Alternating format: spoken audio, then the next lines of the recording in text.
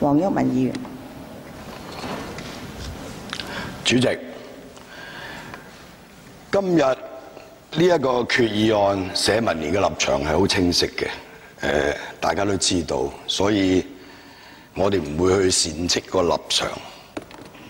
聽咗好多同事講，其實我自己呢兩日都喺度反省緊，究竟所謂激進溫和啊，或者暴力語言，或者個社會不和諧，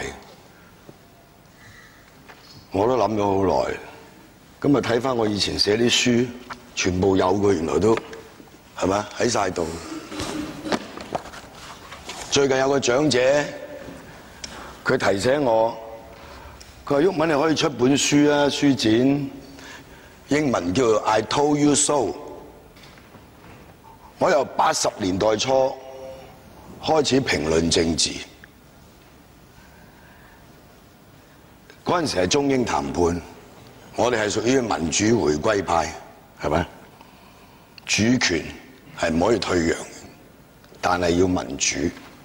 在座好多盟友，不過而家走晒啦，係咪？嗱，我今日有篇稿嘅，標題叫《同志們，今天我們在此分手》。先講下呢篇文先啦。主席，5年前民主黨何俊仁議員喺呢個議事廳慷慨陳詞，反對倒行逆施嘅政改方案。佢話：如果作為一個從政者，不能站在道德高地嚟考慮重大嘅歷史決定，或者作出重要嘅政治決策，我們只會淪為政客，受人恥笑。遑論要成為一位政治家了。面對一個比05年方案更加不堪嘅行政長官產生辦法，民主黨已經決定改弦更張，明確表示會投下贊成票。喺呢個議事廳，何俊仁先生同埋佢領導嘅民主黨不再站在道德高地嚟考慮重大嘅歷史決定，或者作出重要嘅政治決策，於是淪為政客，受人恥笑。咁樣嘅結局真係令人感慨萬千。為咗令區議會改良方案得到支持，竟然可以欣然接受一個冇終極目標嘅行政長官產生辦法嘅方案。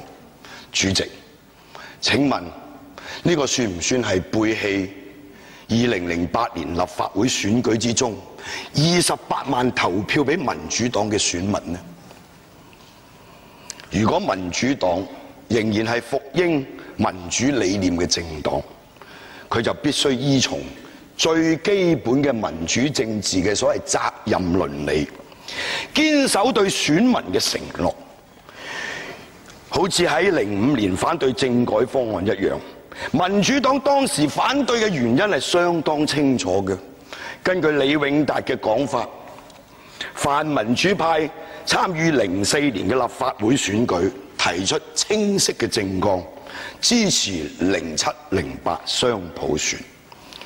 不久之前，劉慧卿仲喺呢個議事廳大聲疾呼，聲嘶力竭，表示爭取2012雙普選絕對不能退讓。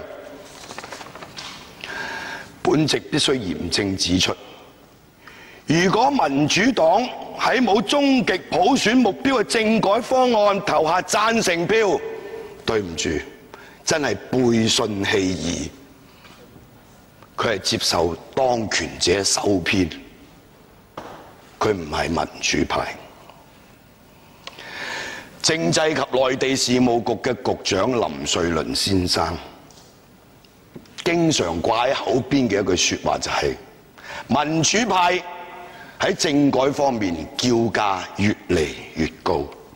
事實係恰恰相反，民主黨喺決定反對5區公投之後，政治立場係不斷軟化，叫價係越嚟越低。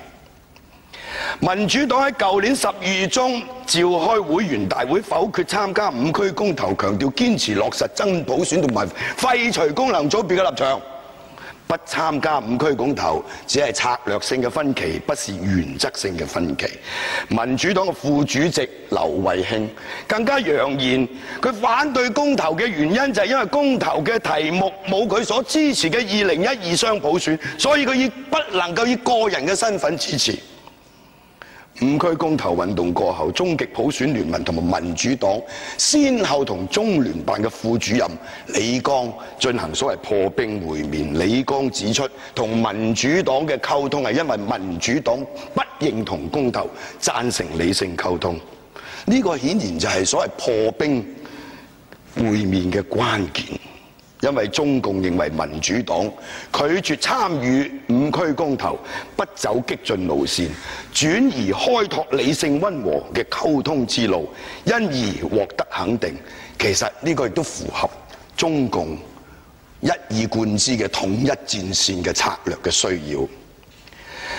以民主黨為骨幹嘅終極普選聯盟同共產黨溝通嘅其中一個主要訴求，就係以立法備案嘅形式確立普選路線圖。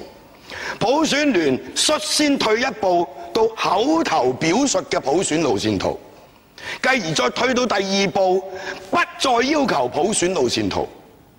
民主黨同李剛會面嘅時候提出3點要求，結果就係大大聲缺一不可，跟住就一個都攞。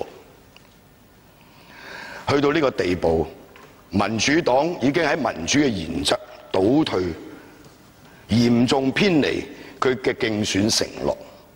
我哋要問嘅就係，行政長官產生辦法比05年嘅方案更加退步，點解民主黨要支持？係咪因為中共接